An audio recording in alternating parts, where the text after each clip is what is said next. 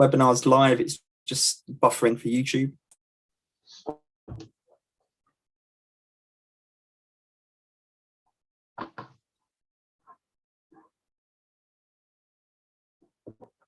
If I could just be given an indication when we are live on YouTube, so I could start. Yep, live on YouTube now. All right, cool. Good day, everybody. Welcome to the penultimate final debate for these year's Kent Union leadership elections. We, of course, culminate with the presidential debates, and here to moderate these presidential debates is Amitesh Das, myself, the station manager for KTV. This will be my final debate moderated as station manager and as student at the University of Kent. Thank you to the union and thank you to these presidential candidates who are going to make my last debate, hopefully, the most special one. I would like to begin by just stating that all candidates will give opening statements outlining their passion and their reasons for running, which will then lead into questions that I have prepared. And while these questions are being asked, do make sure to also put your questions in the chat box. Make sure to put your questions on our KTV live YouTube, where we'll also be monitoring those questions. Those questions will be fed to me, and you'll be able to get answers to the issues that you are most passionate about, and answers from the people who, one of which hopefully will become the next Kent Union president. There's no specific manner, alphabetical order that I like to start, so I'll just go in the manner that is on my screen. And Aisha, you're up first. Could you please begin your opening statement? Just to remind everybody that the opening statements are supposed to be 2 minutes long, and your time starts now. Thank you, Amitesh, and thank you to KTV for running this debate. It's really wonderful to see that you're putting in this work to hear us speak, essentially.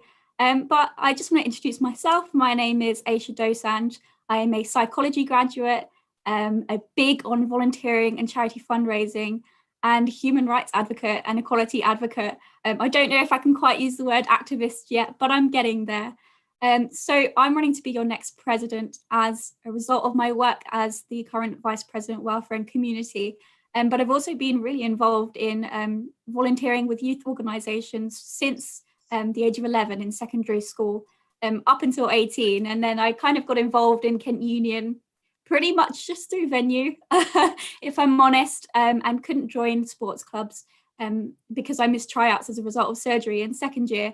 And so in final year, I kind of threw myself into volunteering and sports and all this stuff that was really interesting. And then kind of all culminated in, oh my God, I'm gonna leave university and I haven't done enough. And so I put myself into the leadership elections last year, and all the skills that I'd previously had about policy making and making big change, and also being slightly obnoxious towards university staff when it came to holding them accountable, got me really excited. And I don't want to leave. If I put it quite frankly, my work here isn't done. I'm really passionate about equality, diversity and inclusion work.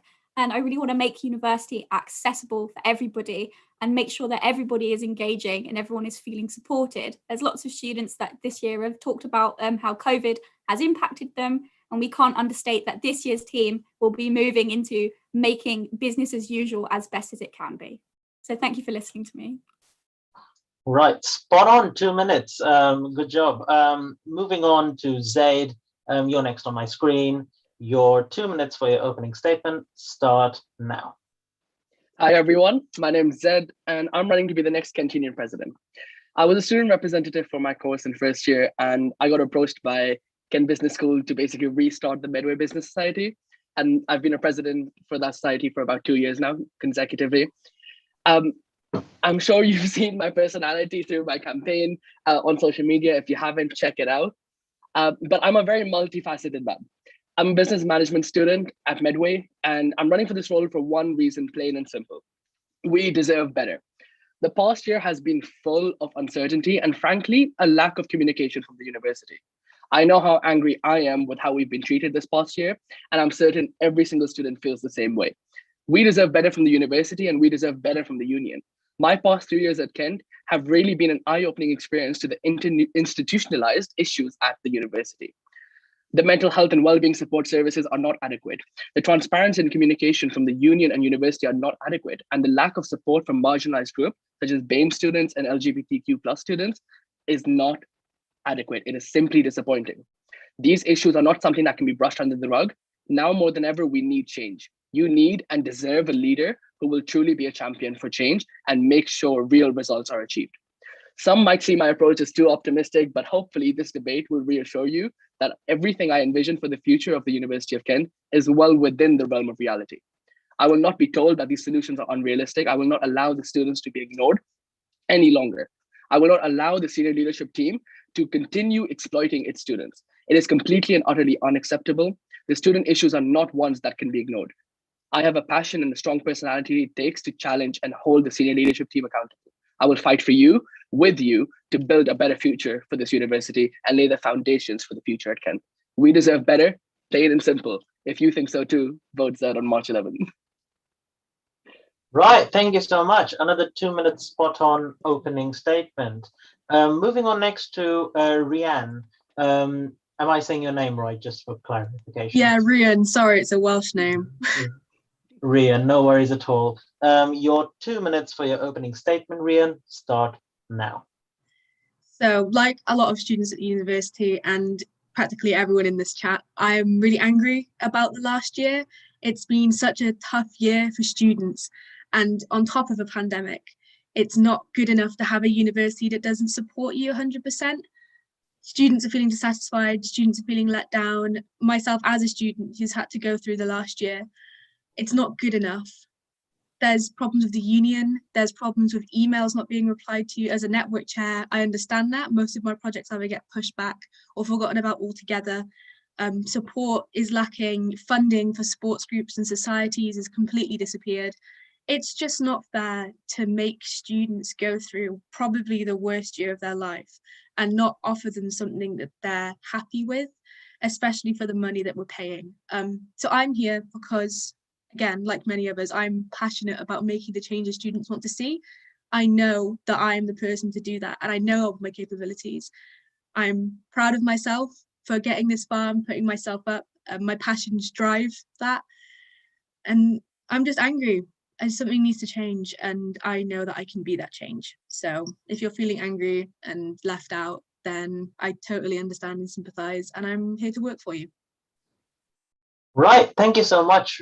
Thank you so much. Moving on, next on my screen is Samir.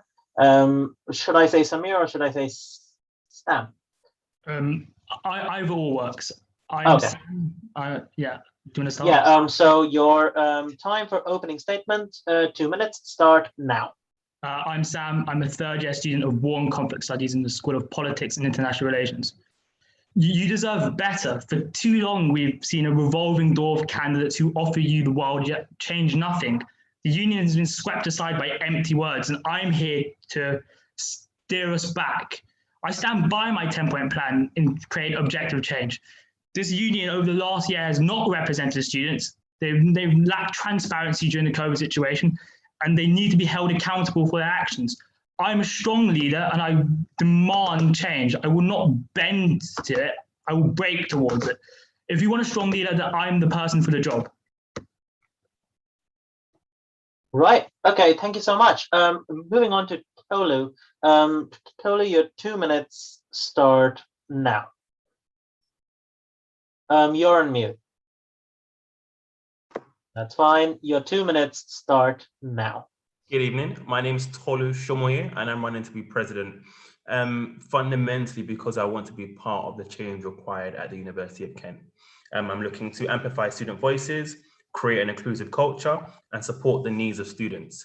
We've heard, and I think a lot of students have experienced the fact that a lot of things haven't changed at the University of Kent, even with previous sabbatical officers. And I think that's fundamentally because a lot of the individuals who currently and who have in the past held post have had no professional or corporate experience. And so between my undergrad and my postgrad, I worked at Santander for a number of years. And one of the teams I worked in was Santander University. So I have a key understanding of how, key decisions are made at the highest levels of university. So I think it's not just about, being angry about the change, but about having the experience previously as a leader to help shape the vision and put together the key actions required. So on the 11th of March, vote Tolu Shomoye. Right, thank you so much. With that final statement concludes the opening statement session of this debate. And now let's actually get into the questions. I will be asking all candidates questions. And if you do want to come in, please use the raise hand function so that we can in succession go in order if you do have any rebuttals or anything of that sort that you wish to address in response to any questions or any of the candidate responses.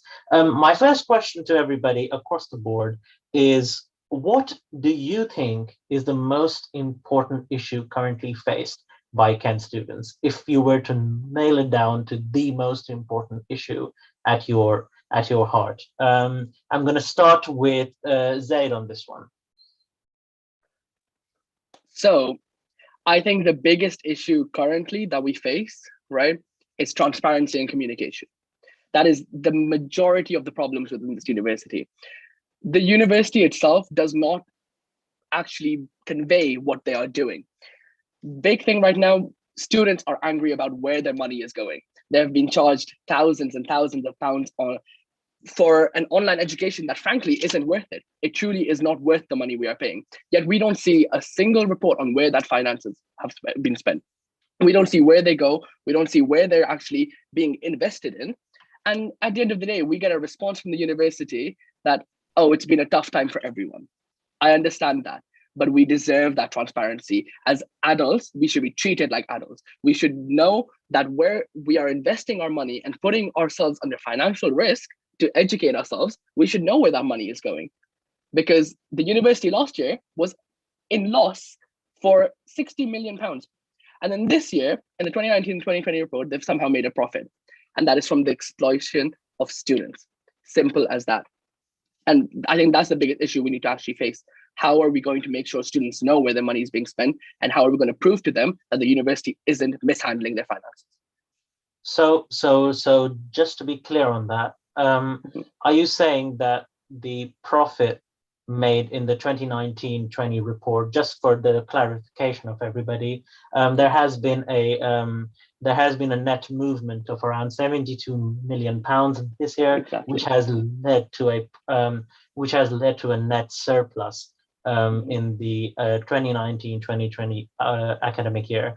And according to you, do you think that that's not a good thing, that we are perhaps now out of kind of say a deficit into a loss? Would anybody into a profit? Would anybody like to comment on this apart from me? Is there anybody else on the board? Aisha? Yeah, I'm not going to talk on behalf of the university, and it's not my job to. I think it's gravely unfair that they have not responded to this, knowing that students are asking the questions. However, I don't think it would be fair to say that that movement of money directly correlates to the fact that they're having a profit. I think if you look at all of the financial statements that the university has put out, my understanding is that despite the movement of money, it's not very appropriate to say that all that money means that we're available to do all these things this year. And it'd be fair to say that we have been impacted quite significantly by COVID, which won't be reflected in that data. But I think it's up to the university to kind of come to students and respond to us and explain what those financial statements mean. And like Zed said, it's transparency. And that's a really important trait for the university to have that is just missing. So I'm not going to speak on behalf of the university, but I don't think this means that they have a profit. I just think that they need to show us where they're putting that money and show us where especially where they've refused to give refunds on tuition fees, where they're actually putting money into services that we know are deeply underfunded, such as student support and wellbeing. Right. you for that. Thank you for that, Zed. Aisha, could I just ask you to quickly tell me what do you think is the most important issue that students are facing right now? Sure. So I think honestly, it's support, and that's really multifaceted. To steal Zed's words, sorry, from earlier. So that encompasses things like communication, because being in the role, I see that things are getting done by the university and not being told. And it honestly, of course, I am offering that communication to students, but in a lot of instances, it's not my job to do that. It's the university's job to do that. And we're continuing to push the university to increase and improve its comms strategy.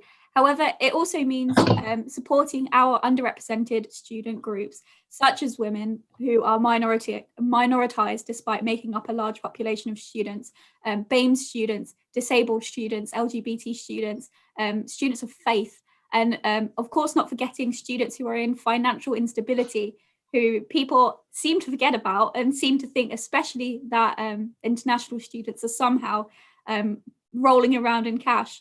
But it's also really important as well to think about the students who are not really involved in Kent Union and the university. So people like mature students, postgrad students, parent carers, things like that. And so it's really important to kind of know that the students who you don't particularly want to listen to are the students that you need to listen to the most, and get that information out of them for why they don't want to participate in Kent Union and its democracy.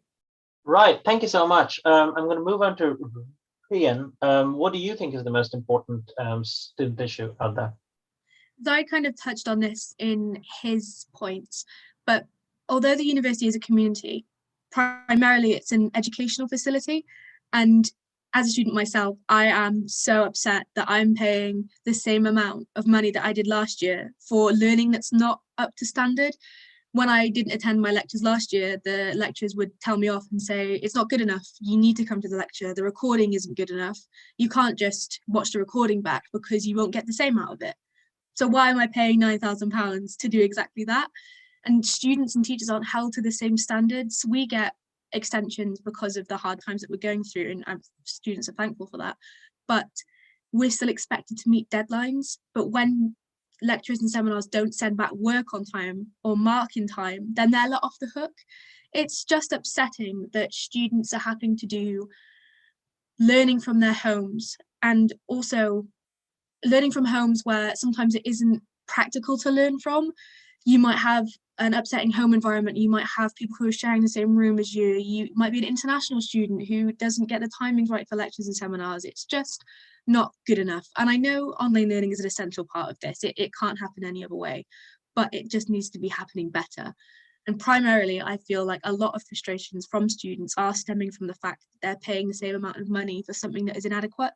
So personally, I think that it's the online learning aspect and the kind of support from teachers and academic support that's really letting a lot of students down at the moment, including myself. So that definitely needs to change. All right, thank you so much. Samir, what do you think is the most important student issue? It's as much as a transparency, it's mostly accountability. The university must be held accountable to the students, not the other way around, especially in their handling of the COVID situation. As much as Rian and Zaid says, we've missed valuable learning time staying at home. This is not a correct environment to learn, and yet I pay the same amount of money as I did last year for a totally insufficient course. Why should I do that? Or why do I deserve to pay the same amount? Right, thank you so much. Tolu, what do you think is the most important aspect of or the most important issue that students have right now? And do you agree with the other candidates? If I just kind of touch on a few things kind of previously mentioned, I don't particularly... Just really quickly, can this be a bit brief before you move on to your point? Okay, perfect. Just as brief as possible on some of the few points I've just heard. You know, Rian, so how do I pronounce it? Could you pronounce it again for me? Rian? Just Rian. It's not like Rihanna. I wish it was. It's Rian. Rian. Okay, perfect. So Rian mentioned that she didn't feel like, you know, students and staff were held to the same level of accountability. And I can't speak for the university at whole, but I know, for example, within the School of Economics, there's like a 4-week return deadline for all pieces of work. So whenever work is submitted, all lecturers and seminar leaders have to submit the work annual mark, by a certain amount of time. And I would assume that is a university policy such that I wouldn't necessarily agree that students and lecturers aren't held to the same accountability. And as Ed was saying, that he's not too sure where our university money goes, but that's the whole reason for a balance sheet. Any student, any staff, any member of the public can look at the balance sheet and see where's the money coming in, where's the money going out, and they're more than welcome to challenge these. So I don't agree, that the university is spending money and the money is just kind of evaporating into the thin air. I can appreciate that we may not necessarily agree with where the money is going and the flows, but there is absolutely no kind of facade, or it's not legally possible. So I don't agree with the fact that there's kind of money coming and going. I agree though that we may not necessarily agree with the way things are going. I think for me personally, I kind of support Aisha's comment around the whole support. I think the support students need, ranges broadly, from the academic to the extracurricular. I think it's the support and guidance to know that at university, whether you're living at home, whether you're someone from a particular race, gender, sexuality, there is support for you no matter what you go through. I disagree. A comment was made earlier that university doesn't do enough. I think as well, it's the nature of my experience that a lot of students don't actually understand that universities actually provide significantly more support than you would realize. The reality is that most people just don't know where to go. I appreciate you can always do a bit more, but the university does significantly more than any person here or any student actually realizes, from financial benefits, rewards, incentives, from support, from, the mental, the physical. So I think it's more about us as individuals, helping students to signpost them to this support as opposed to saying the university doesn't do enough. Right. Thank you so much. Really quickly, before we move on to the next point, Zed, and I have noticed your hand, and I was going to say, you have mentioned two candidates, and you disagree with them. I will allow the two candidates for a brief, only 30-second rebuttal, and then I will have to close the question. Three candidates were mentioned on three different issues. Zed, could you please rebut? Please make it only 30 seconds, otherwise we will have to cut you off. My point was simply the transparency. To be honest, I don't know where the university is spending the money. That's what I want to know. I want to know where is it going and what is it being spent on, because we can't see that information clearly. And I want that to be published. I want it to be communicated properly. All the support that the university has, it has massive amounts of support. I know that, but I want the students to know that they need to be communicated that efficiently and effectively, so they know where to go when the support is required. Simple as. Right. Thank you so much. Ian, would you like to rebut to Tolu's statement? Yeah, I have to disagree with you. I think the main problem that university students are facing is the low standard of online learning. And although some departments have a 4-week time to mark work, most don't. It's, again, this problem with not of communication by the university. Different departments have different standards, and different students have different standards. And I don't think it's fair. There should be provisional for all, and there should be support for all in their online learning. Right. Thank you so much. I am going to conclude that question for now. And I would like to move on to the next question. I hope to give everybody a fair chance in answering. I would also like to remind candidates to please be a bit more succinct when answering their question, so that if you do mention other candidates have the time to rebut, albeit briefly. The next question is, if the candidates could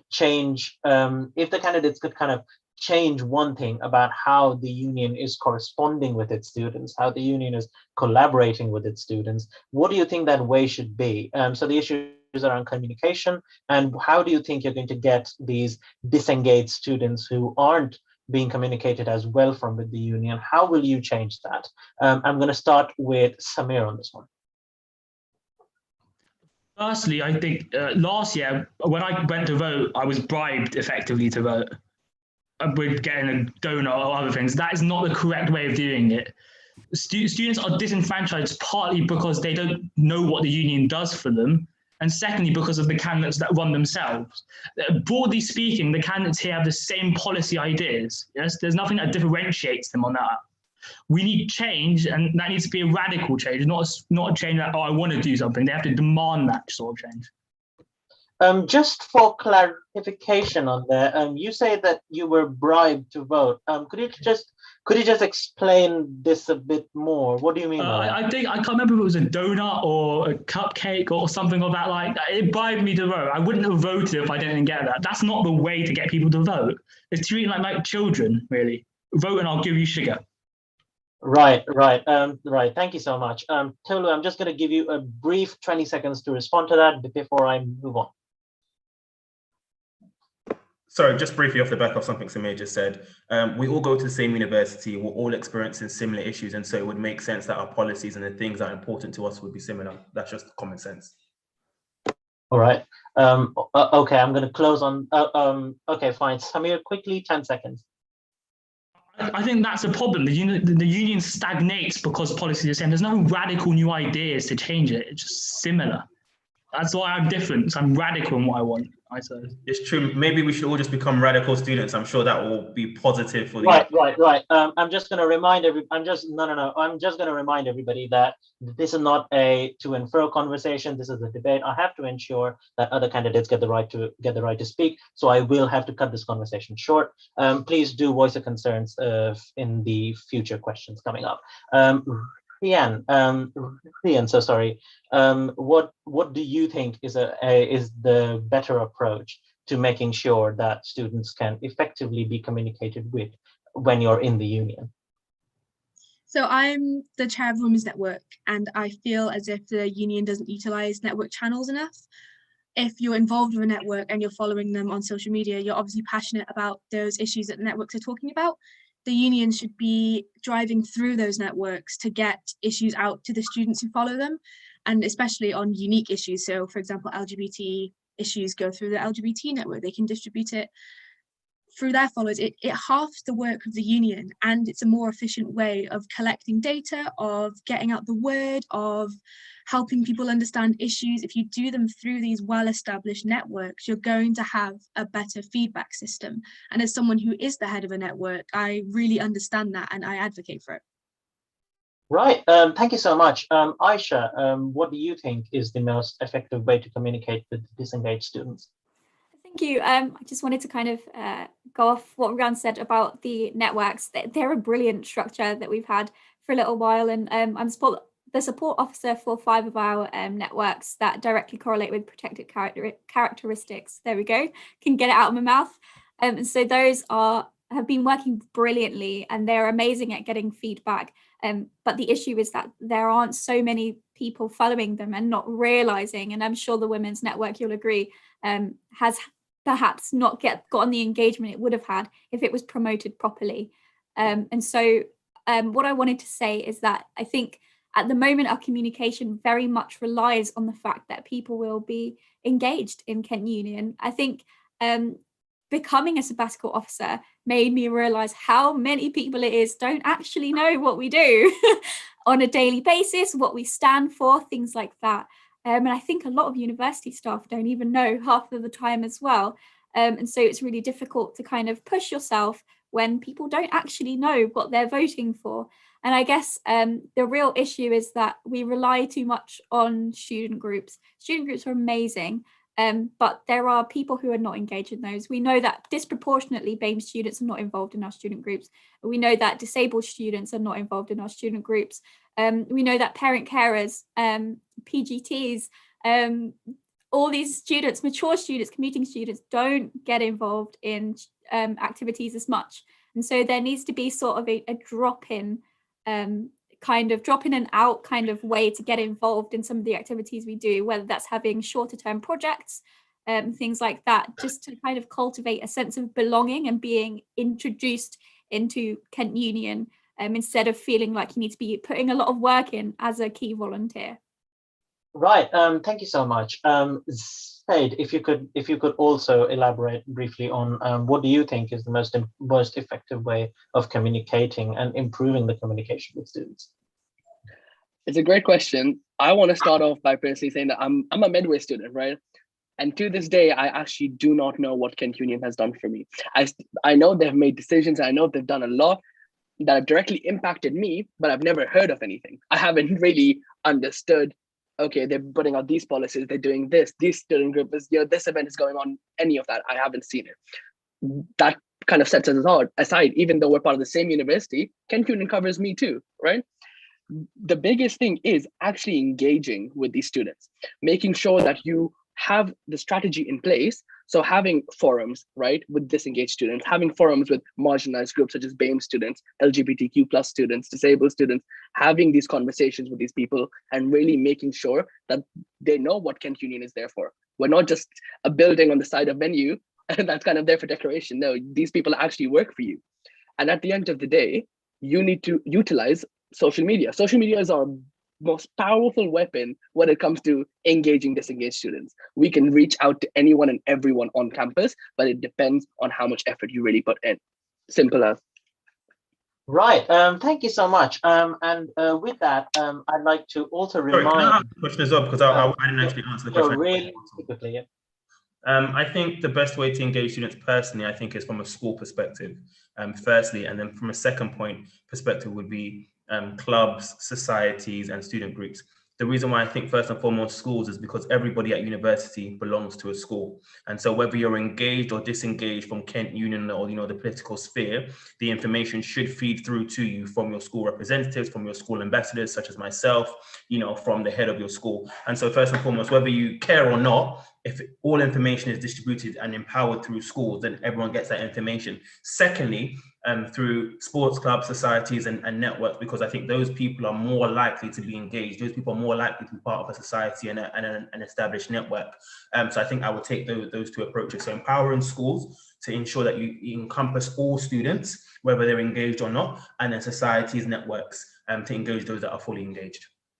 Right. Thank you so much. And apologies for not getting back to you on that.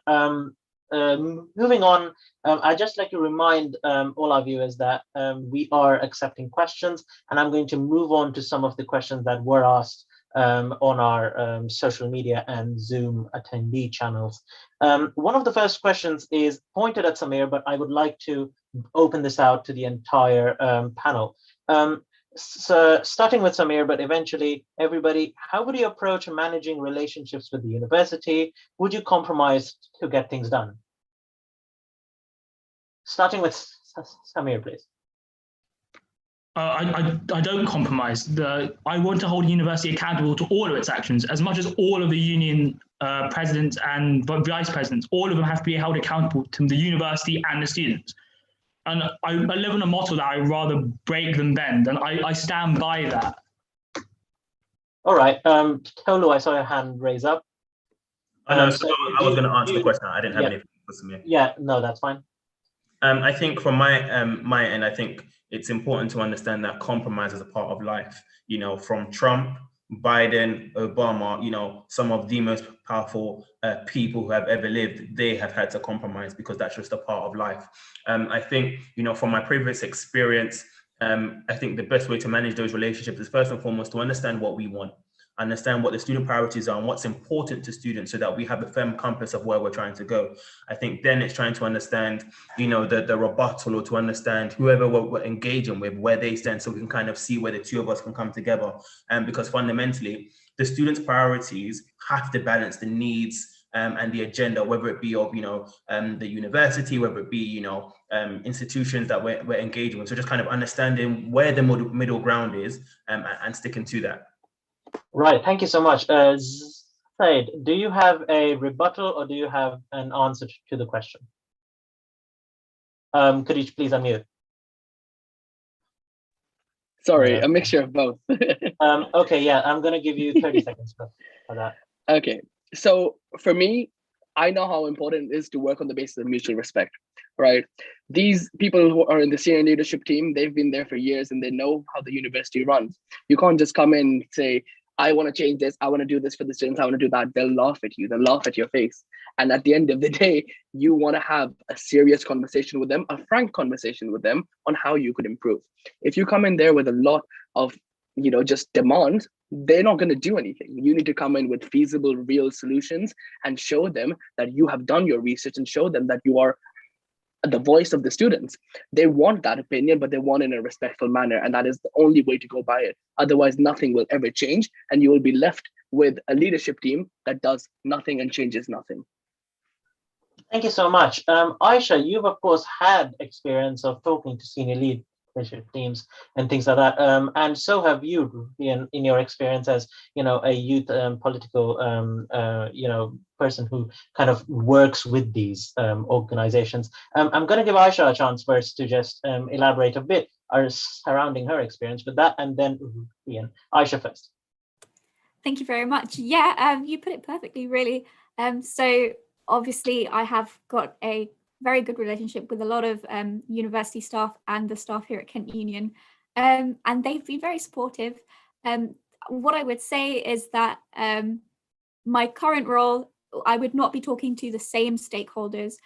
So I don't want people to think that automatically I'd be the best because of that reason. I think I'm the best because of my passion and my ability to have that strong personality and talk to these staff members.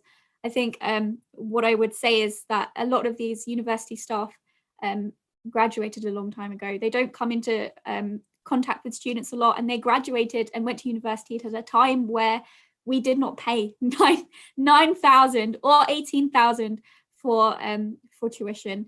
And so it's really about being that student voice, as they put very perfectly into that phrase, is we need to steer university staff and let them know exactly what it is that students are feeling, and helping them to make those decisions, but ultimately understanding that their decisions are made by the executive group. And sometimes all we can do is respond to that and make sure that students feel supported despite those perhaps uncomfortable decisions, like the decision to not give refunds on tuition fees, making sure that students feel supported in those decisions despite where we cannot inform them ourselves. All right. Thank you so much. Ian, could you perhaps expand a bit about your experience with working with senior leadership teams, and how would you go about talking to them? Sure. Well, to be a leader is to be a diplomat. You can't expect to get everything passed through immediately. You need to have compromise. But I am someone who is completely fine with compromise, but not on things I'm passionate about. If I get told no for the reason that I'm doing it in the wrong way, or there should be another path I'm going down, I can completely accept that. But if I'm being told no on something that I'm passionate about, again, to be a leader is to be a diplomat, but also strong. You need to push through those things that matter to you. I've been involved with 2 youth parliaments, and being a young person in politics, you often get pushed down and you get patronized. I'm sure that wouldn't happen in this union, but it's given me training on how to talk to senior officials in a way that's demanding, that's calm, and that's approachable. I don't think it's fair to believe that you'll get everything done, but you should have that passion and drive to make sure that you're communicating it to the senior teams in a way that they understand and they're on board with. So yeah, I guess my experience as a youth leader has taught me how to do that and how to communicate my plans effectively, and to the point where they do get passed and not just shoved to the bottom of the pile. Right. Thank you so much. I'm going to close the question there. I'm going to move on to the next question. This was submitted from the Kent Union submission form that all our students have filled in and want to know more about the people and what you are running for. So my next question is, starting with Ian, what can you do as incoming officers to encourage BAME and LGBTQIA+ students to voice their experiences of discrimination and prejudice on campus? Starting with Ian. Sure. Well, I'm actually on a committee at the moment that was made between the networks on that issue. We're splitting into 2 groups for wellbeing and then for safety on campus. And the wellbeing group, I'm working closely with the Accessibility Network and the LGBT Network in BAME to create this safe space for minority groups. We're talking about things like having people who represent you in counselling, having LGBT counsellors, having trans counsellors, having Black and people of colour counsellors, everything to make you feel more included.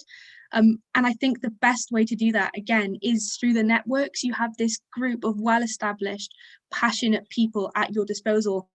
Go to them, ask them directly what they need. I think the union is sometimes at fault for being too performative.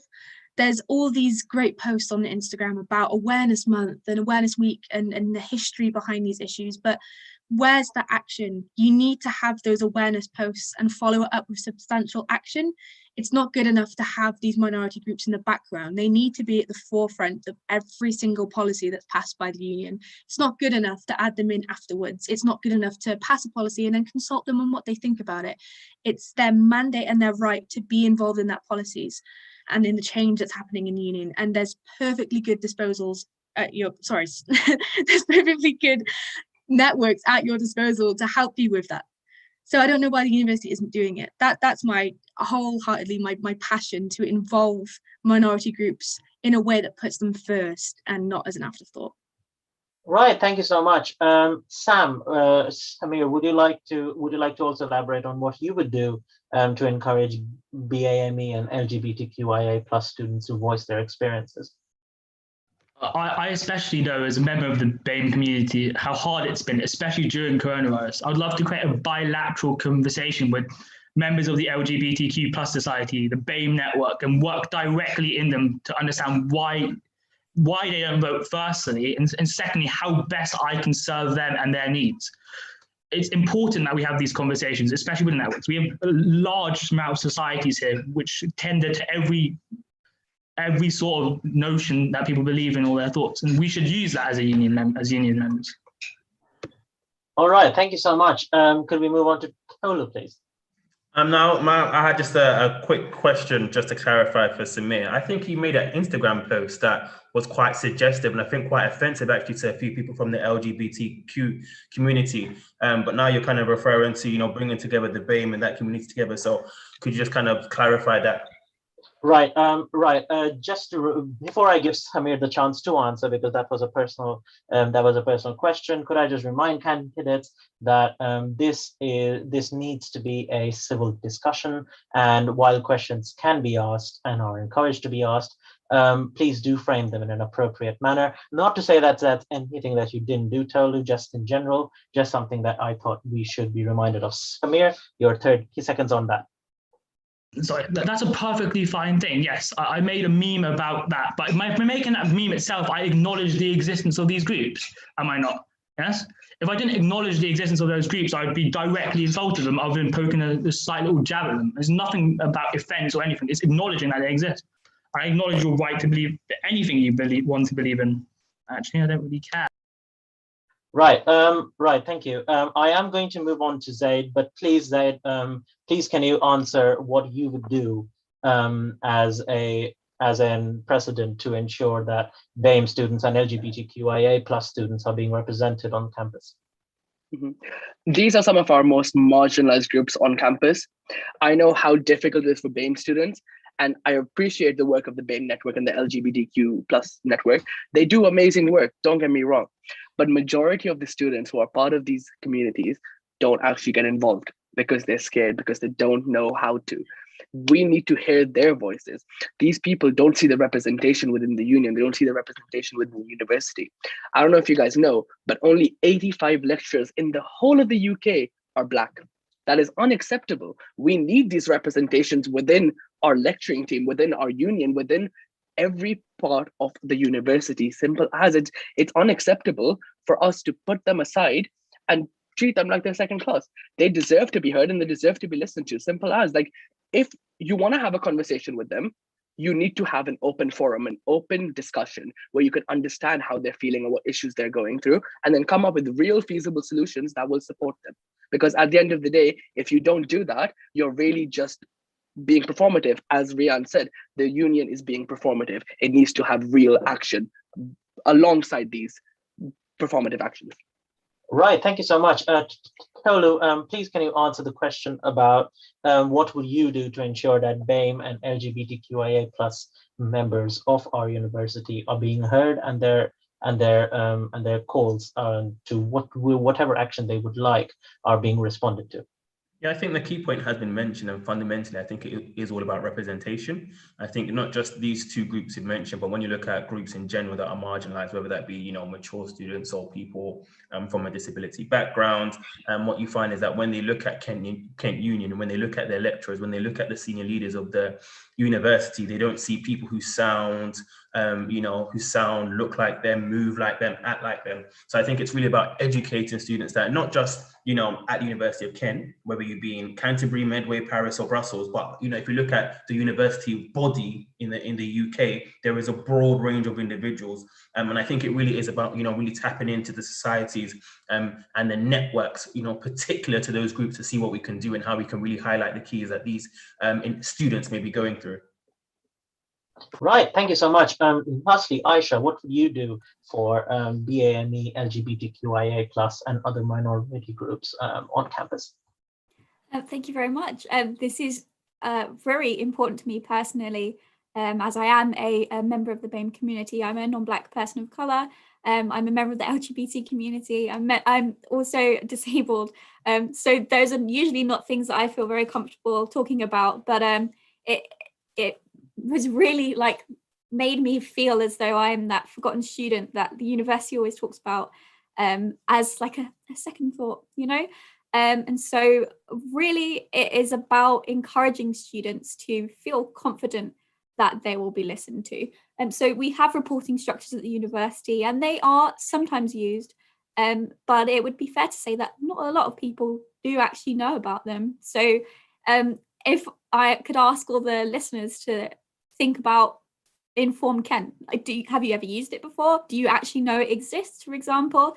And that's our current harassment and bullying tool, as well as for reporting hate crime. But what I would say is that it doesn't matter if it's anonymous. We know that they don't care. It doesn't seem as though they care. And I know that a lot of work is going on, but it doesn't come out. It's a very perceived lack of action. And so that's kind of heartbreaking as well, to know that if, for example, I was involved in an incident, that I don't feel as though my case would be handled in the same way as it would a student of a different background.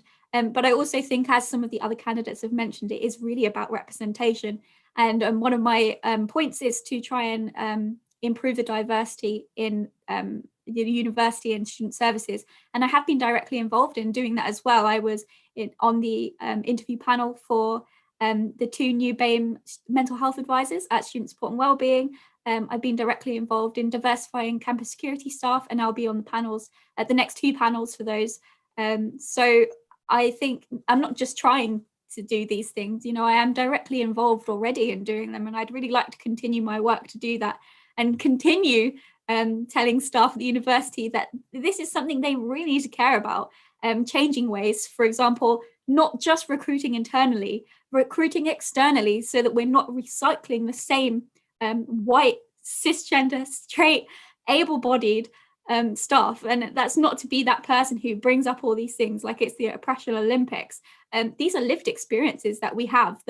It's very difficult to understand as somebody who's never lived them.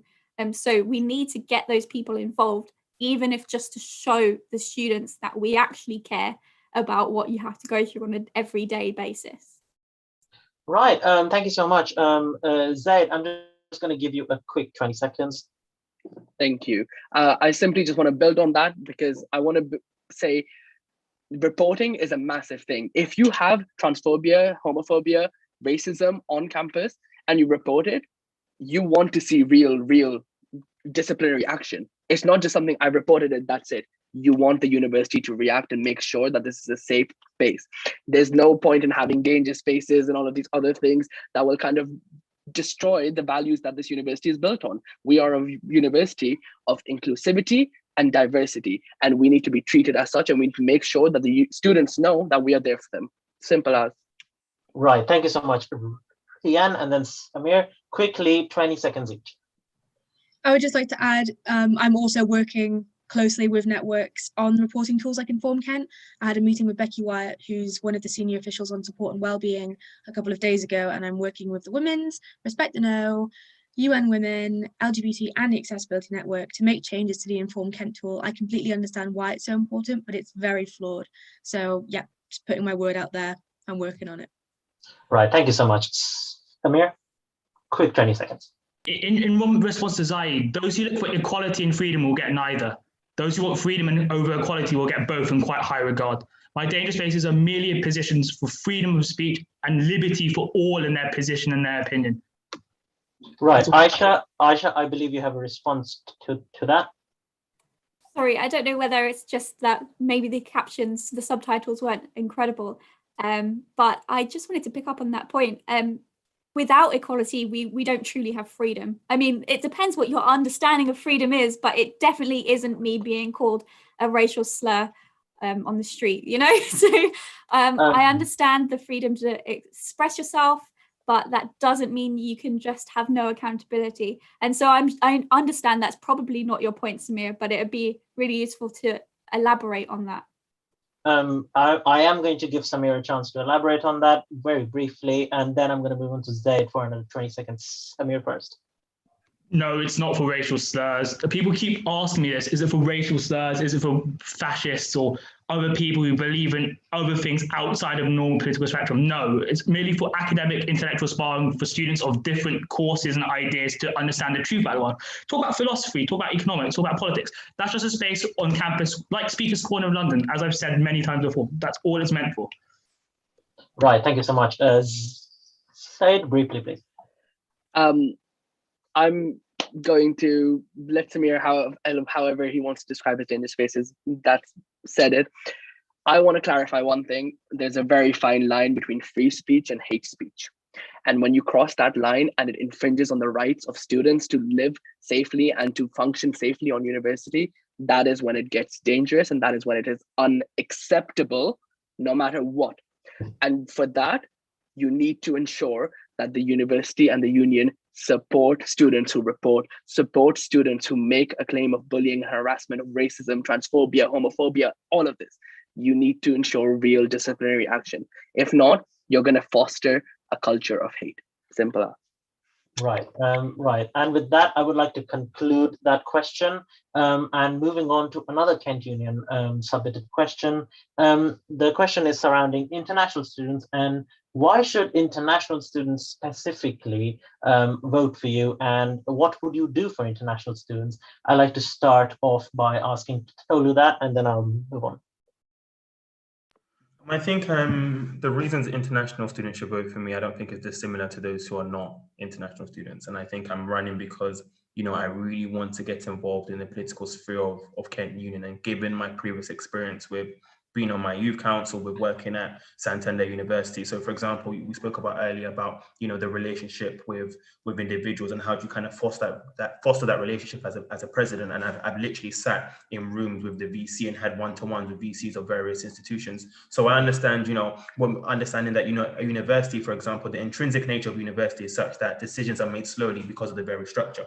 I'm sure can tell you that, you know, you can agree something on a Monday and 4 or 5 months down the line, it was agreed, you know, in a meeting somewhere, in a forum somewhere, but nothing has changed since because it's still kind of running down the political sphere, you know, the sign-ups and whatnot. So I understand how things work. I think fundamentally they should vote for me because I appreciate that their struggles, their inferences might be slightly different and particular as international. So for example, for the same course, you pay significantly more. At times it can be significantly more difficult to get particular visas and things like that. So I do appreciate that there are certain issues that are nuanced to those that are international students. But fundamentally, I think they should vote for me because I think based on my experience, I'd be exceptional for the role. Right, thank you so much. I'm going to move on to Ian. What do you think? What do you think should be the reasons for international students voting for you, and what would you do for them? I think international students are very much forgotten about in terms of the support and the hardships of last year. Going back to one of my points from earlier, the online learning and the amount that we're paying for it, international students pay double that. I would be extremely upset if I was forced to go back home and have to incorporate the time changes and the internet, and I'll probably live with my family, which would cause disruptions, and pay double what people in England pay. It's not good enough to have that. It's not good enough to have that disparity. International students are forgotten about on a lot of fronts. And I think what Tolu said about visas as well is really interesting.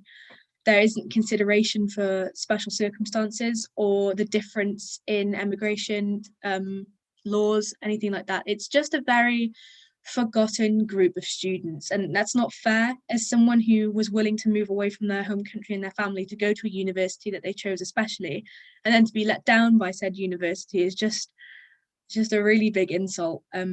So I think international students could have faith in me that I wouldn't forget about them this time, and that I would directly consult them on their needs rather than guessing what they would like. I understand the frustrations of international students, and I know I can fix that. Right, thank you so much. I'm going to move on to Said. What do you think about international students and their issues, and what would you do to improve that? I know how difficult the past year has been for international students. Not many people even know this, but I have actually spent about 13 years of my life outside of the UK. So I know how difficult it is to come to university and try to kind of integrate yourself into this brand new culture, into this amazing space, but also very scary space. And then the way we've had the last year, where international students haven't been able to do that, yet are paying the same amount of money as they would have previously, 18 grand, 20 grand, 30,000 pounds some points for medicine. It is unacceptable that they have to pay this for an online education that is not worth that money, when we as home students have to pay 9K a year, and we're limited to that by the government. The government doesn't put a limit on international student fees. So the university can choose whatever they want to do and charge it. And that's unacceptable because they're not getting the education worth the value of money they're paying.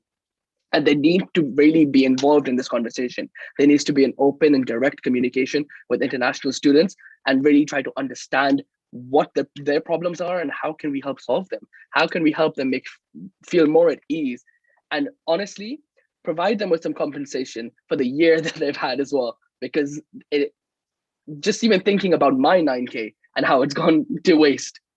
Imagine 18K. That's not it. It's just so, it really does boil my blood thinking about it. I know international students are fuming at that fact of receiving not even subpar education.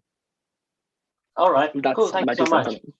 Cool. Thank you so much. Samir and then Aisha. Samir first. Yeah, international students make up a small majority of the population of this university, something like 25%, and yet their voices are not heard in this union at all. They seem to be underrepresented in all the things we do here. Our campus is spread from Canterbury all the way down to Athens. Those students should have a voice in our union as much as we do, especially because they're paying so many fees as well. I mean, it's extortionate, really, isn't it? They receive a quarter of the education, yet pay twice as much. As much as I agree with Zaid and the rest of the candidates here, they deserve money back, but they're never going to get it. And what can you do with it? All right, thank you so much. Aisha? Thank you. It's worth saying that I have been talking to international students throughout the year, and their experiences are very difficult. I just kind of want to move away from COVID because I'd only be echoing what the other candidates have said about it.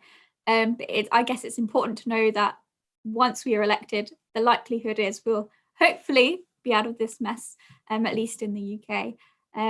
But I think what's worth saying is that international students, we are the European university. It's what we're branded to be. And yet now all of a sudden European students are just not, they're expected to pay ridiculous amounts that they wouldn't have before. And so we have been directly involved in things like reducing the EU fees. So they're a little bit higher, but they're not as much as they would be if you're a non-EU international student. But I guess also just making sure that you are directly heard through the international network, ensuring that you're supported. So some of the particular issues that international students face is staying on campus through vacation periods. So Christmas on campus is a very extraordinary experience. It's all very weird. This is the first year that I experienced Christmas on campus because of COVID, and it definitely needs a lot of work, but I'm very grateful that we have it every year. But also just kind of making sure that you are properly integrated into the culture. So I'm not an international student, I'm from London, so I didn't really come from very far to the University of Kent in Canterbury, but I'm a biracial student, so on an everyday basis I experience this clash of cultures. And so it definitely doesn't make me like an expert on this sort of thing, you know, but it is an everyday experience that I have to kind of deal with.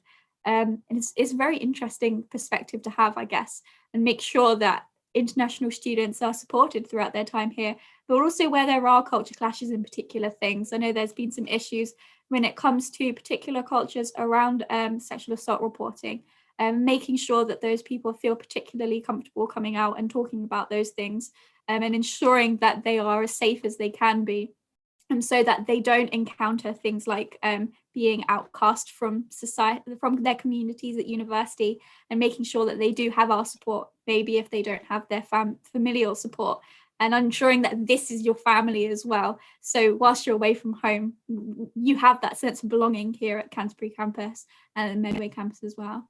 Right, thank you so much. Zed, I believe you have been given the chance to answer this question, so I will have to close the question right here and move on. Apologies for that.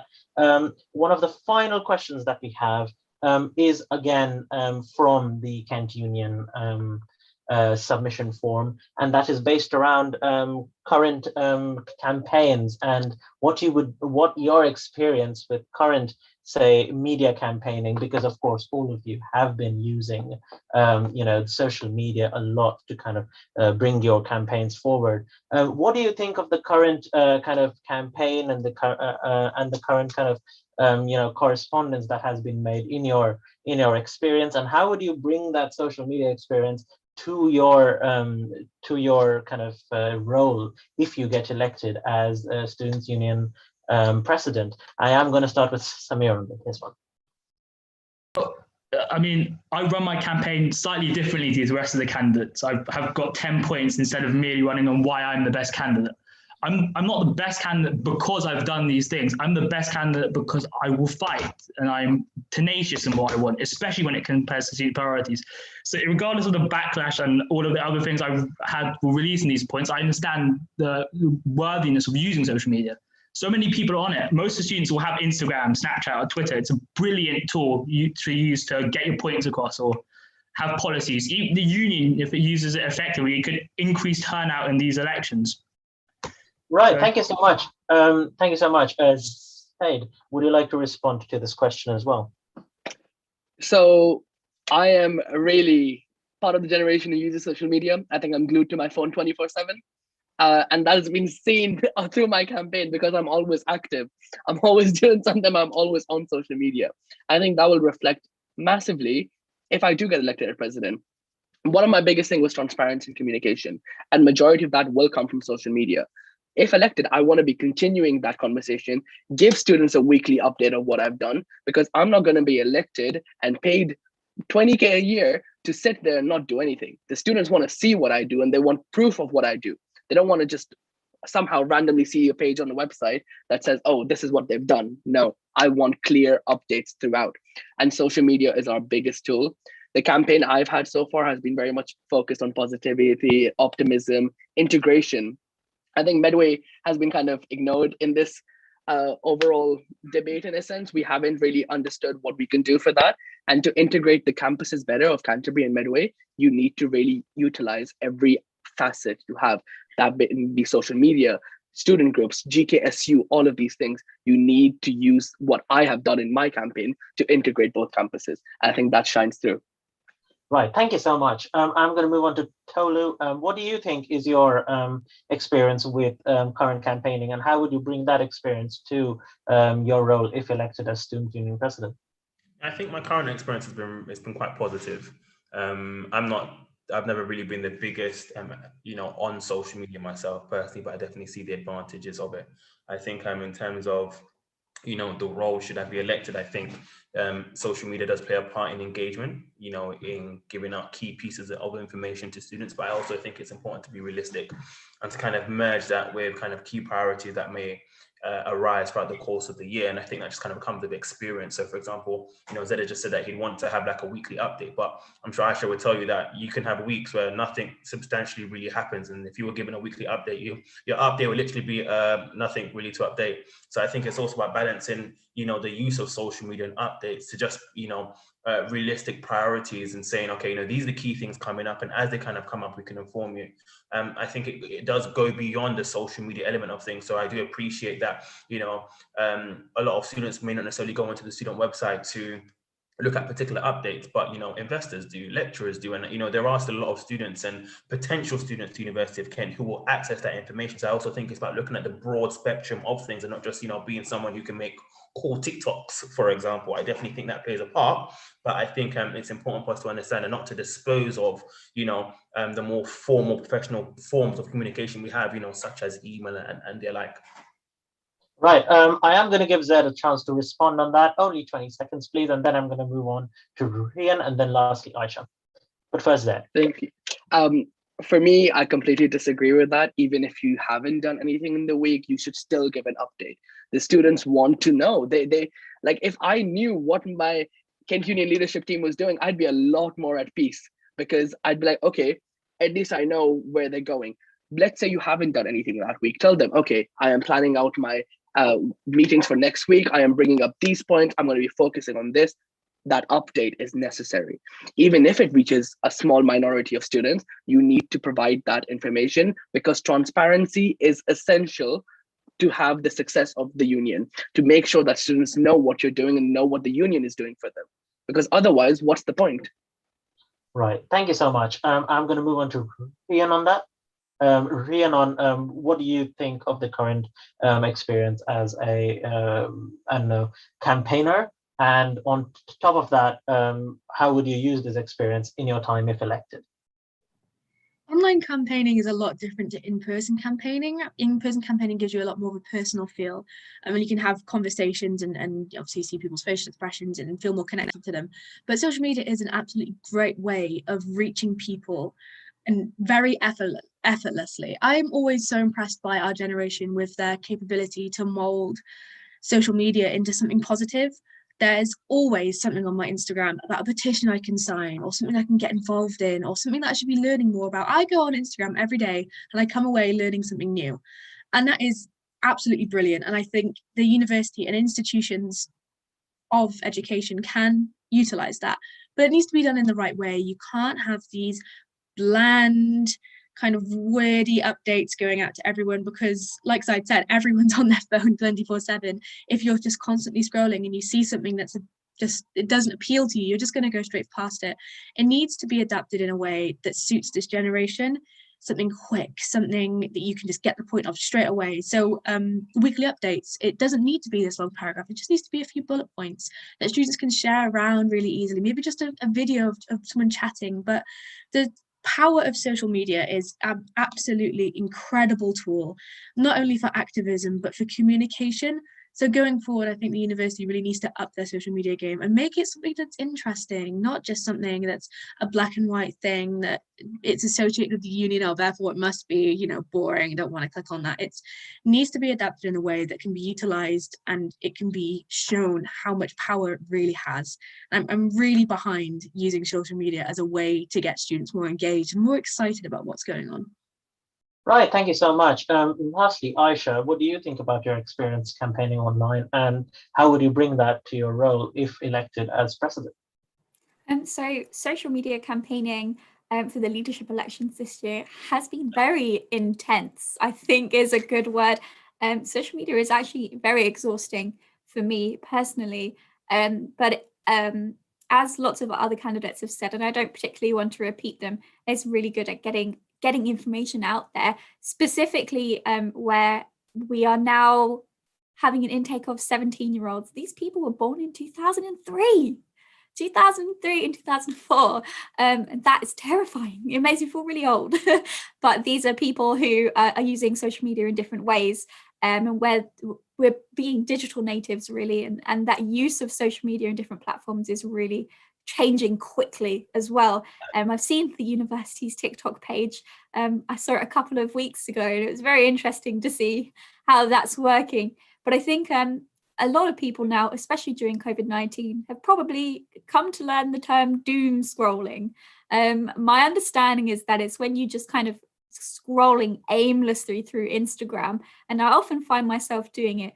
And so you need to kind of make your content really engaging and bold as well. It needs to be available to everyone. I mean, accessibility is really on the back burner when it comes to social media. And it's been lovely to see loads of candidates putting subtitles and alternative text. So I'm sure that all of us guys will understand those issues. But knowing that Kent Union is consistently improving, while it may not be the best, I'm sure people will agree, it's improving quite substantially. The website has just seen Recite, which is now making it accessible as possible, and things like that. So I guess what I would say is that social media campaigning really needs to get yourself across in a personal way. Like Ryan said, campaigning in person is very different. You need to be able to try and convey your personality towards them, and social media is a really good way of doing that in terms of, you know, branded content. But we really need to take those skills that we know from having, for example, interactive polls and questions and live Q&As I've seen candidates doing, that we're making sure that we're getting ourselves across. And I hope somebody would have seen the KU officers page where we've been able to do that. And perhaps for WorldFest, Aldo will be doing something asking, you know, what people's favorite meals are. I thought that was a really good idea.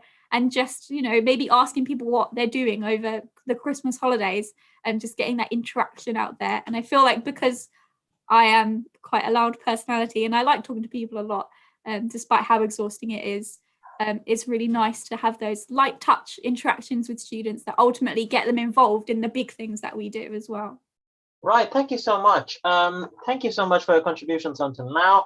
I will move on to the final question of the night that was asked by one of our attendees here at Zoom webinar. Thank you so much for sending in your questions. They've been very insightful, and we've aimed to answer as many as we can.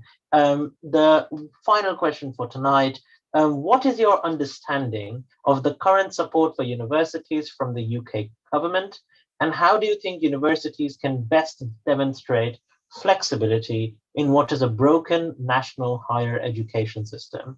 That's a mouthful, so I will repeat that once more. What is your understanding of the current support for universities from the UK government? And how do you think universities can best demonstrate flexibility in what is a broken national higher education system? I'm going to start with Rhian on that one. Yeah, so I have quite a lot of experience with government and how the government treats young people. I was in the Welsh Youth Parliament for 2 years, and it was my job to talk to 44,000 young people across Cardiff about their issues. And one of the things that came up time and time again was higher education and education standards. And obviously this is just for Wales, but it can be expanded across all parts of the UK. The support that the current government gives universities isn't good enough. I think it was announced last week that there's going to be like an extra 70 million for students, and it's like that's just not good enough. And we're always a second thought to governments. And going back to my earlier point, young people in the government's eye just are lesser. Their opinions don't matter. They're immature. They haven't grown up yet. They don't know this experience and that experience, and they're kind of put aside and pushed aside. And as someone who's worked with the national government very closely, side by side for 2 or 3 years, I completely understand the frustrations of students to UK government. It's just a shambles. I think the university can best demonstrate flexibility by setting an example, taking control of the policies they can take control of in order to influence the other institutions in this country, setting a standard, setting a precedent so it lobbies the government to make the change, supporting student groups like Students Against Rent, Students Against Climate Change, amplifying those young voices to catch the attention of the government is so important. And as someone who has a lot of experience with how the government deals with young people, I just know it's not good enough. And as a person whose passion is really to try and get the government to understand that young people are not only the future, but are really important in the present, it's just so important. So there's a lot the university can be doing, and I think it should be doing more. Right, thank you so much. I'm going to move on to Zaid. So this is a big one, primarily because of the mistreatment of university students over the past year, over the past decade. You know, the government puts university students at the bottom of the priorities list, right at the bottom. We are the last people that they think about. We're the last people that they make action about. 70 million pounds, right, to 2.38 million students across the country. That is £29 a student. £29 for one student. That is unacceptable. Rian did put it lightly, it's not good enough, but it's truly unacceptable. It is shameful on the part of this government. And the universities, it comes down to them to support their students too. We are paying a lot of money. And I understand the university has a lot to do and a lot to run, but the university primarily has a responsibility to its students. The government may not care, but the university should at least, right? If, let's say, we're getting all this support from this university and the government isn't backing it, that's on them. For us students, what we care about is how our university feels about us, how our university treats us, and how our university supports us, right? We didn't choose these universities on a whim. We chose them because we actually genuinely enjoy being here and learning about them and really being a part of that community. And we expect that respect back from that university, and we expect support from the university, even if the government is failing us. Right, thank you so much. I'm going to move on to Tolu next. Yeah, just a few comments based on what's just been said. I think something Brian just said. If you were to ask, the University of Kent how they think they're doing when it comes to their decision making, I'm sure they would say that they're setting an example, because what they do is they take the policies and they interpret it in their own way. To us here at Kent, I think it's really about having that practical, tangible. This is what we want. This is the way we're going to do that, because that's the only way you're going to have tangible change. Otherwise, because it's all a matter of perspective. So they do the same thing. It's just that you're not happy with, what they've done and the way and manner in which they've done it. Sed just said that the university puts students last. Well, I'm sure the VC would fundamentally disagree, because the whole model of university, if you don't have any students, you don't have a university. So I don't think it's like the university are putting students last. It's just that we as students are not necessarily happy with the way things are currently being done, and we don't necessarily feel like our voice is being heard. And the UK government do a broad range of things for a number of institutions. So for example, they provide directives when it comes to, let's say, COVID. So whether you can be open, what does the social distancing element of things look like, and how they should teach, whether that be via Zoom, Teams, or kind of guidance on that. They provide a broad range of things such as finance for whether that be international students or home students, to encourage participation. So I do think they do a lot of things. I think it's more about how the university kind of take that information and how they apply it to the institution. And the most importantly, which I think everyone would agree with, is how we as a union then communicate that to students. As I said previously, universities, because of their very nature, and it's only really someone who's kind of sat at certain levels and that would truly kind of understand it, because of the very nature, they do move quite slowly. So it's quite difficult for a university to be quite flexible and quite nimble when it comes to decision making, such that, it's difficult for us to kind of keep up with times, because you make a decision and you have to wait 6 months, you have to wait 9 months, you have to wait 12 months for something to actually change. So I think it's just about looking at the structure of the university, and what decisions have to be made by who, and just kind of seeing where you can reduce certain elements of things so that communication and decisions can be made quite quickly. Right, thank you so much. I'm going to move on to Samir next. I agree with Tolly with that. We have to streamline the bureaucracy surrounding the university, especially the policies they make, so they can be implemented much quicker. I also agree, as we as students hold much more power than we could actually ever imagine. We together can make more change than we make this university, not the other way around. I think if students work together, we can create more for this university than they can do for us. Right, thank you so much. I am aware, Zed, that you have raised your hand, and before giving you a chance to answer, I would just like to say that we are unfortunately running out of time. So I'm sorry, but I cannot take any rebuttals at this point. Aisha, you and your opinion on the question. Thank you very much. I just kind of wanted to focus on the phrase broken national higher education system. And I think this year we really saw that it's a business model.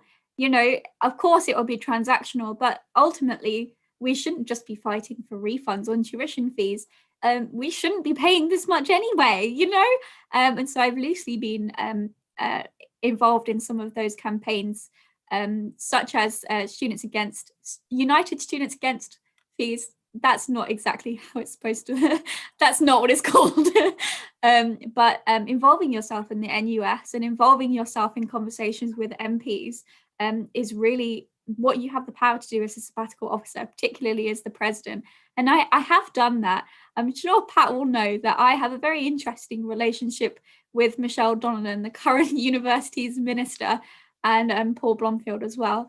And so making sure that we can have those open conversations with them on a national front, and making sure that we are kind of letting them know exactly how we feel and how angry we are about some of the things that they've decided to do. But making sure that you can involve yourself in Canterbury City Council, in the MPs that we have. I've been in conversation with both Rosie Duffield and Raman Chishti for Gillingham and Medway. I can't say the same about Twitter because Rosie Duffield has blocked me for making comments as a result of her transphobic tweets. But making sure that we can, as best as we're possibly able to, make sure that we're having those conversations. But ultimately, that flexibility comes in terms of financial support. It's interesting that some of the candidates have mentioned the money that came out from the Office for Students in support of hardship that we're experiencing. I was directly involved in giving that money out, and I hope there are people that are listening to this that kind of received some of those awards, because that was me. I can't take complete credit for that, because obviously financial aid office was working ridiculous hours to get it done, so it was just me giving some direction on where to spend it. But it's really important to make sure that, like I said before, we are supporting those students who are directly impacted by some particular negative decisions that the university and the government has made. But we're not going to change that overnight. We need to make sure that there's a persistent change and the passing on of the batons, and making sure that we are always fighting for the university to not be in the business model that it currently is in. And I'm sure a lot of students will agree with that. Right. Thank you so much. And with that, we come to the end of this debating session part of the final presidential debates. There were loads of questions answered, loads of responses, loads of rebuttals, and even a tiny bit of fun, I hope, that people could have had while watching, both panelists and attendees. I suggest right after the closing statements, panelists should go have a glass of water and pat themselves on the back for an amazing debate session. Now, before going, however, I would like to conclude with closing statements. Just to remind our panelists, this is only 1 minute long, and this will be timed quite ferociously because we have overrun, but that's fine. Everybody will get their 1 minute chance to speak. I am going to start with Zaid. Zaid, your 1 minute for your closing statement starts now. I want to say thank you to listening to me and all my points. Thank you to the other candidates for wanting better for Kent students. And I want to really reiterate that I have the experience, the determination, and the strength to bring significant change to both Canterbury and Medway. Please do not take my positivity for naiveness. I'm passionate, yes, about how much we can actually get done, because I'm aware the university has the capacity to address and facilitate these changes. We need to really improve the experience here at Kent and improve the policies and improve the support that we really provide, both academically and socially. I want to make sure that we all leave this university as better individuals. And finally, I want to say to the fellow students who are watching currently, from the bottom of my heart, I'm sorry for the tough year that we've all had. Even if Professor Karen Cox won't say so, I want to say sorry, because we do not deserve to be neglected and robbed, not only of our money, but also of our year of development in university that we did not get. I hope that we all receive the justice and support that we deserve. Thank you so much, and remember to vote Z on March. I will have to cut you off. I'm so sorry. It was kind of like a race to say okay. Anyways, moving on. I want to go to Tolu. Your 1 minute for your closing statement starts now. I think on the 11th of March, you should seriously consider voting for me, because I really want to take the experience I have gathered from my professional working world and apply it to the presidential role at the University of Kent. I think currently studying my MSc in financial economics has given me a good opportunity to do not just 1 year, but 4 years at Kent and really see how things have changed. I understand that it's been a tough year, and for some of us, it's going to get even tougher because we have no idea how the next few months are going to pan out. But on the 11th of March, vote Tolu. Right. Thank you so much. I am going to move on next to Aisha. Aisha, your 1 minute for your closing statement starts now. Thank you. So I hope that this debate has really shown my personality more than anything. And I hope that you can tell that I am very passionate about making change at the university. I want to change the world, but I can't. So I'm starting here. I like to say that this is like my experience in becoming Prime Minister, but I'm not going to take it too far now. So ultimately, what I want to say is that all the candidates this year have got really different experiences, backgrounds, passions. So obviously you should vote for me. But if you don't, please go and vote. Even if you're voting wrong, vote for a presidential candidate, because it's really important to get your voice heard. And I want to hear what you have to say, even if you think you shouldn't vote. So I hope that you can tell that I'm really passionate about this and I really want to do something. And so, yeah, thank you very much, Amitesh, for monitoring this debate. Right, and you're very welcome. And thank you so much for your closing statement. I would like to move on next to Ian. Your 1 minute for your closing statement starts now. So I know that I have the qualifications and experiences to be a great student leader. I have already been one for 2 years. I have the passions, and I know I have the passions to enact change. I'm incredibly passionate about helping people, and that's fundamentally why I'm running. I just want to help as many people as I can. Everyone here is an incredible candidate, and like I'm going to second Aisha's point on, you need to vote. It's so important that student representation is heard and understood, and I am incredibly passionate about making that come true. I have the drive, I have the ambition and the vision to make this university a better place for everyone. And I genuinely believe that. And I think I'm the perfect candidate. So I hope you turn out. I hope you turn out to vote. I hope it's for me. If it's not for me, I'll forgive you. But thank you anyway for turning out to vote. And congratulations, Amitesh, on your last debate. Right, again, thank you so much. Not used to these many compliments. Anyways, moving on finally to the last closing statement, but definitely not the least. Samir, your 1 minute for your closing statement starts now.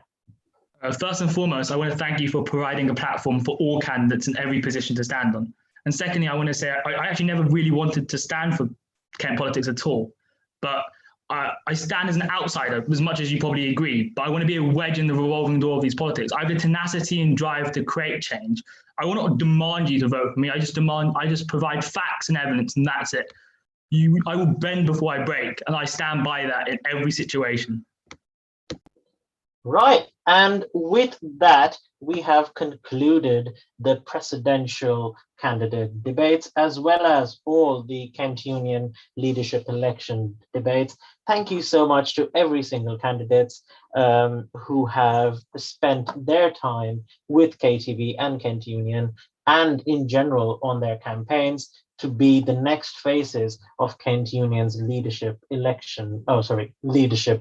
team in general. I would also like to take this moment to thank KTV. I would like to thank Eddie. I would like to thank everybody else who's been involved on our side. I'd like to thank Kent Union, Tom, James, Lauren, Hickey, everybody, and so many more who have helped run these leadership election debates, as well as who will run the results night as well.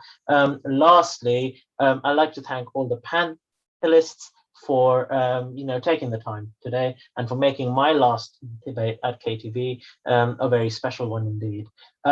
Make sure to go and vote on the 11th of March. It is exceptionally important. While you might not get a free donut or coffee this time, I'm sure what you will get is a bunch of very talented individuals who will make sure that your university experience is going to be so much better than all the times before, and will continue to get even better from the current times. Thank you so much to every single panelist. I am Amitesh Das, signing off for the last time for KTV, and see you